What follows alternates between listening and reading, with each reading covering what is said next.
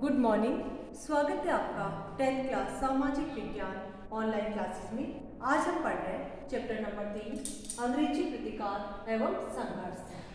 आज अपने टॉपिक चल रहा है बेटा 1919 से 1947 की घटनाएं, या अपन कह सकते हैं महात्मा गांधी का राष्ट्रीय आंदोलन में योगदान। बहुत ही महत्वपूर्ण टॉपिक है। हर साल 1919 से 1947 की जो घटनाएं हैं उनमें से एक बड़ा प्रश्न बनता है, तो ये महत्वपूर्ण टॉपिक अपन पढ़ते हैं। सबसे पहले इसमें है Rowlatt Act. Rowlatt Act Sidney Rowlatt की अध्यक्षता में 1917 में एक समिति गठित की गई और 19 मार्च 1919 ईस्वी में रोलेट एक्ट पारित किया गया।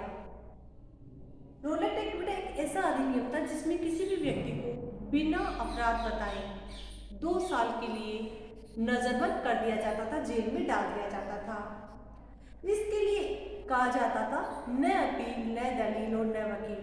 अर्थात आपको अरेस्ट कर लिया गया लेकिन आपको ये नहीं पता कि आपको किस अपराध के लिए जेल में डाला गया, आप अपने लिए वकील का इंतजाम नहीं कर सकते और 2 साल के लिए आपको नजरबंद कर दिया जाता था सिर्फ संदेह के आधार पर, जबकि आपने कोई अपराध नहीं किया है। तो ऐसी स्थिति में भी इसलिए इस कानून को बेटा काला कानून कहा गया।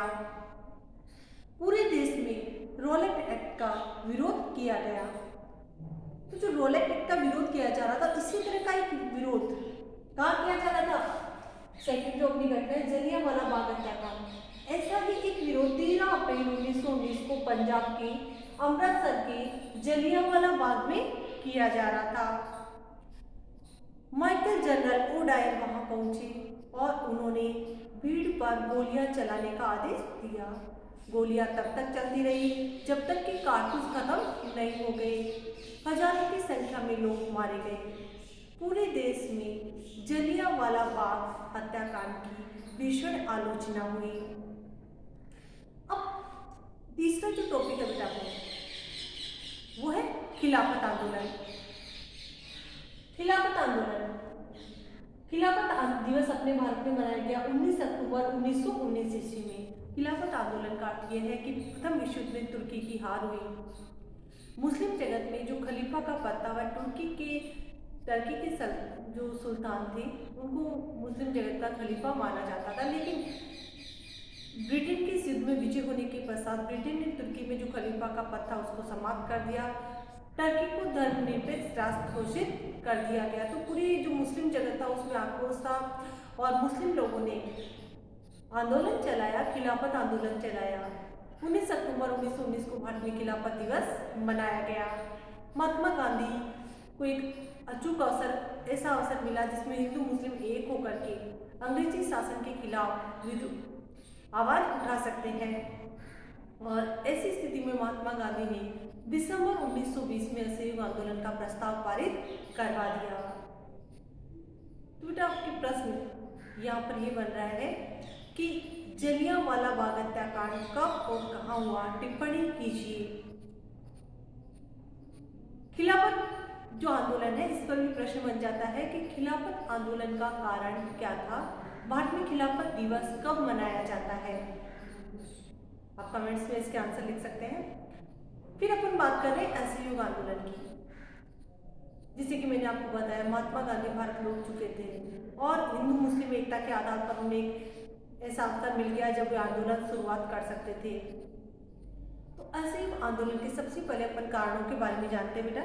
तो असहयोग आंदोलन के कारण है रोलेट एक्ट, जो कि काला कानून पारित हुआ था। पूरे देश में इसका विरोध हो रहा था। दूसरा था जलियांवाला बाग हत्याकांड। जलियांवाला बाग में महिला, पुरुष, बच्ची बड़ी निर्दयता से उन सबको मार दिया गया। इसके बाद में हंटर कमेटी की रिपोर्ट, जलियांवाला बाग हत्याकांड पर रिपोर्ट सौंपने का दायित्व अंग्रेज सरकार को सौंपा गया। हंटर कमेटी की रिपोर्ट आई जिसमें जनरल ओडायर का कोई दोष नहीं माना गया, तो इस रिपोर्ट के प्रति भी आक्रोश था।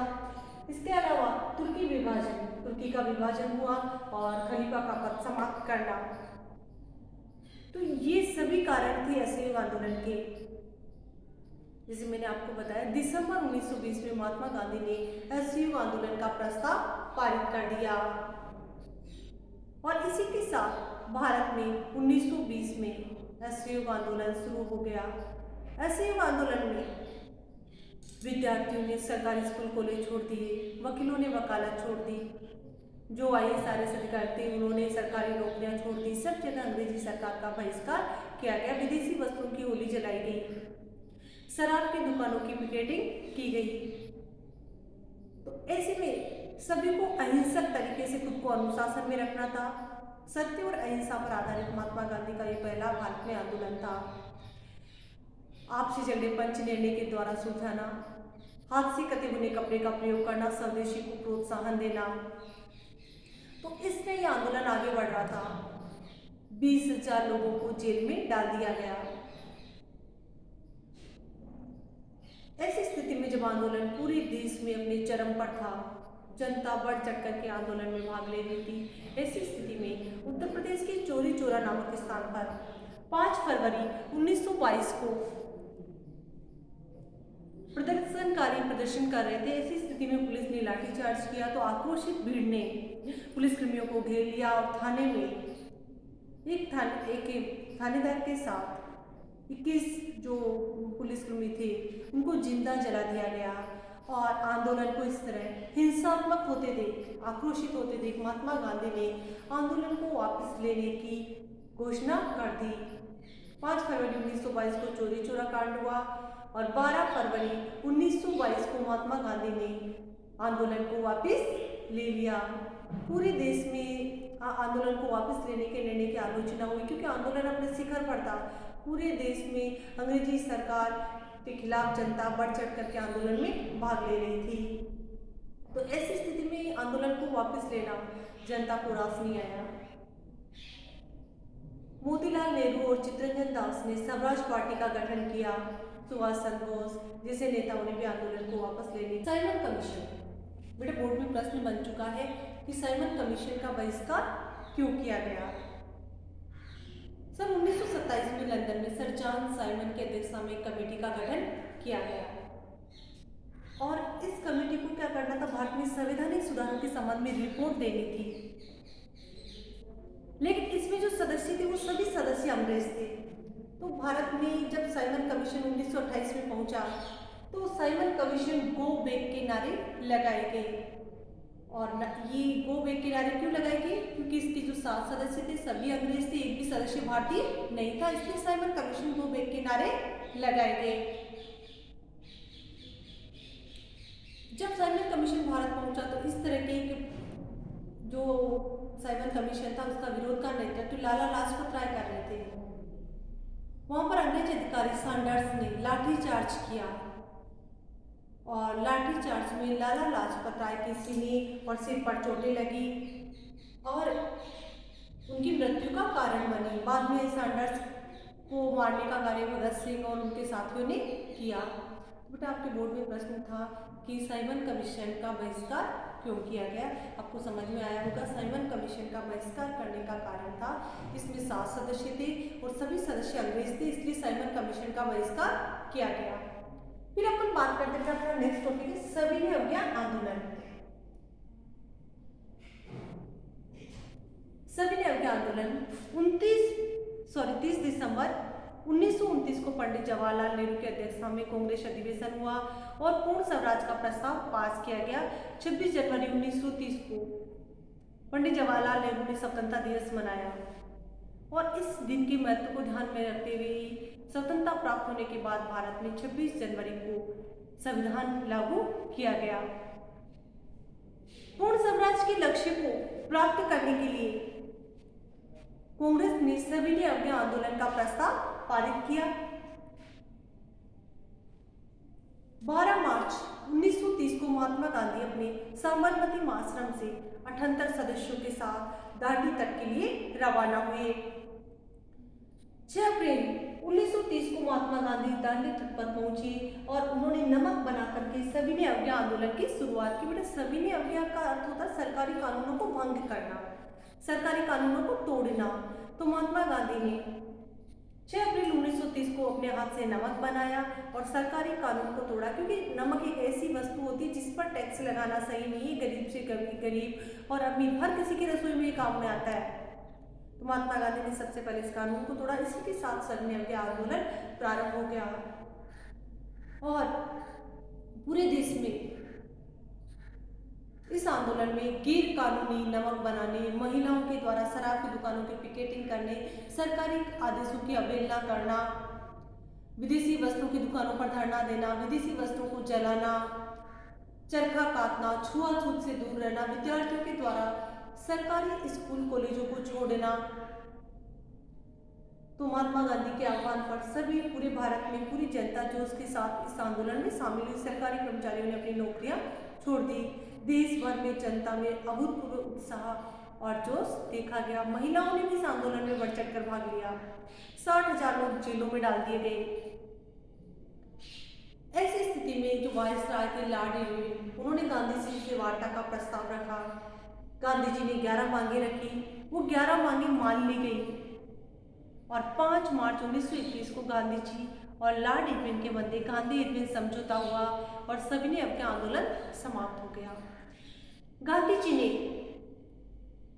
द्वितीय गोलमेज सम्मेलन में भाग लेना स्वीकार किया, लंदन गए, लेकिन वहां पर अंग्रेजी शासन के द्वारा भारतीय स्वतंत्रता को महत्व नहीं दिए जाने पर उन्होंने फिर से भारत में आकर के आंदोलन शुरू करने का निश्चय किया, लेकिन जनता का जोश अब ठंडा पड़ चुका था।